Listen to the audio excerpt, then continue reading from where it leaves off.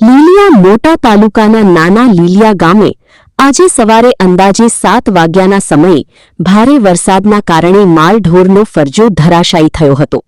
સદનસીબે આ ઘટનામાં કોઈ જાનહાનિ થઈ નથી। મળતી માહિતી મુજબ નાના લીલિયા ગામના કાતિયા ઇમરાનભાઈ સિકંદરભાઈના માલઢોરનો ફરજો ભારે વરસાદના કારણે ધરાશાયી થયો હતો।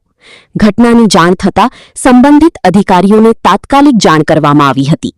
નાના લીલિયા ગામના તલાટી મંત્રી તેમજ લીલિયા મોટા તાલુકા વિકાસ અધિકારીને લેખિત અને મૌખિક રીતે માહિતી આપવામાં આવી છે, જેથી તેઓ સ્થળની મુલાકાત લઈ જરૂરી કાર્યવાહી કરે અને સરકારના નિયમો મુજબ યોગ્ય સહાય મળે તેવી માંગ કરવામાં આવી છે।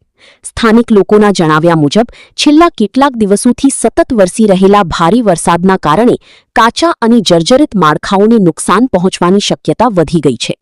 અસરગ્રસ્ત વિસ્તારોનું તાત્કાલિક સર્વેક્ષણ કરી જરૂરી સહાય અને રાહત કામગીરી હાથ ધરવામાં આવે તેવી લોકમાંગ પણ ઉઠી છે।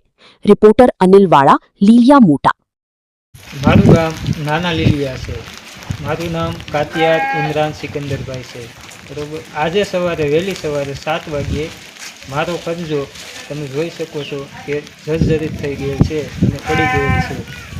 મારો અંદર ઢોર બાંધેલા હતા એનો આબાદ બચાવ થયેલ છે।